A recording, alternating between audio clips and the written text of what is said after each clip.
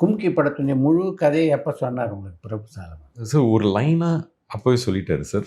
நான் அந்த ஃபஸ்ட்டு மீட்டிங்கில் பேப்பரில் என்ன படிச்சனோ அதுதான் சொன்னார். அதுக்கப்புறம் ஓகேன்னு சொன்னதுக்கப்புறம் அவரோட ஆஃபீஸ்க்கு போனேன். ஃப்ரம் பிகினிங் டு எண்டு என்ன கதை, அந்த ஒரு சாரோ எண்டிங்கும் சொன்னார். ஸோ எல்லாம் தெரிஞ்சு தான் சார் உள்ளரே போனது. ஆனால் படம் நாங்கள்லாம் ஃபுல்லாக முடிச்சுட்டு ஒரு படமாக அது வந்துருச்சு.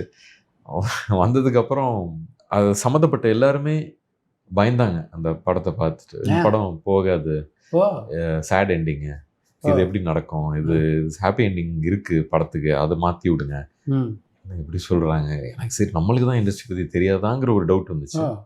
ஆனால் அதே ஃப்ரைடே ரிலீஸ் ஆகுது, பிச்சுக்கிட்டு போகுது. 11:30 மணிக்கெல்லாம் சொன்னவங்க எல்லாரும் வந்து கட்டி பிடிச்சி முத்தம் கொடுத்து ஐயோ பிளாக் பஸ்டர், சரி இப்படி தான் இண்டஸ்ட்ரி இருக்குது அப்படின்னு தெரிஞ்சுக்கிட்டு தான் உள்ளரே வந்தேன் சார் நான்.